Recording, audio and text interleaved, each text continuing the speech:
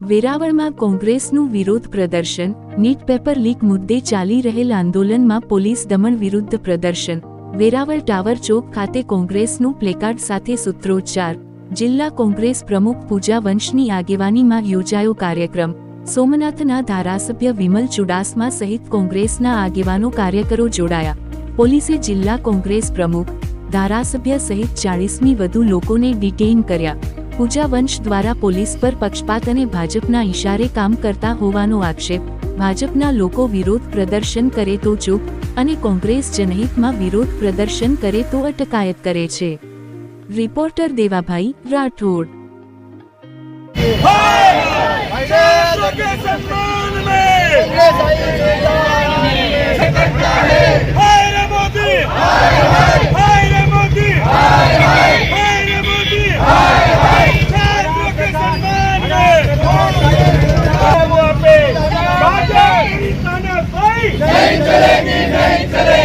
वडाप्रधान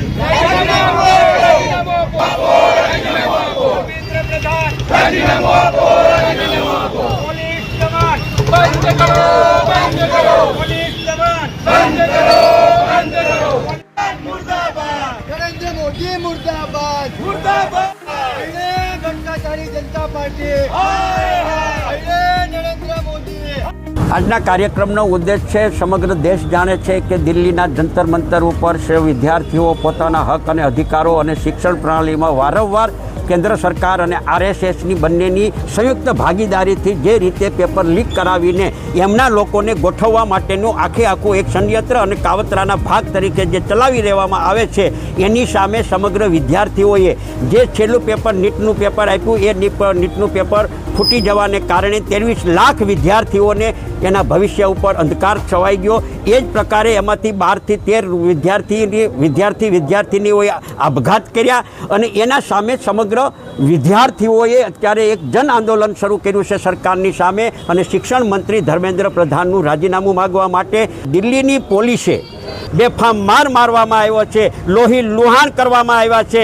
વિદ્યાર્થી અને વિદ્યાર્થીનીઓ, આપણી દીકરીઓ જે છે, એ દીકરીઓ ઉપર જે રીતે દિલ્હી પોલીસે અને અમિત શાહ અને નરેન્દ્ર મોદીની સૂચનાથી પોલીસે જે બેહુદુ દ્રોહવ્યવહાર કર્યો છે આ આગેવાનો સામે, એના વિરોધમાં જિલ્લા કોંગ્રેસ સમિતિ વેરાવળ અને આખા જિલ્લામાંથી બધાએ આગેવાનો કોંગ્રેસના ભેગા થઈ ધારાસભ્ય સાથે આજે ધરણાનો અને પ્રદર્શનનો કાર્યક્રમ કરવામાં આવ્યો છે. અને વડાપ્રધાનના રાજીનામાની માંગણી કરવામાં આવી છે. સાથોસાથ ધર્મેન્દ્ર પ્રધાનના રાજીનામાની માંગણી કરવામાં આજે આવી છે. જ્યારે વિપક્ષ કાર્યક્રમ કરે છે, લોકોના હિત માટે, લોકોના પ્રશ્નોના અવાજ ઉઠાવવા માટે થઈને, પણ જ્યારે કાર્યક્રમ કરવામાં આવીએ છીએ ત્યારે હંમેશા સરકાર પોલીસને આગળ કરે છે. પોલીસ પક્ષપાતપણે કામ કરે છે. કોંગ્રેસની વિરુદ્ધમાં હોય, રાહુલ ગાંધીને ગાળો દેવાની હોય, રાહુલ ગાંધીનું પુતળું બાળવાનું હોય અને ભાજપવાળા કાર્યક્રમ કરે તો એને પોલીસ છૂટથી કાર્યક્રમ કરવા દે છે.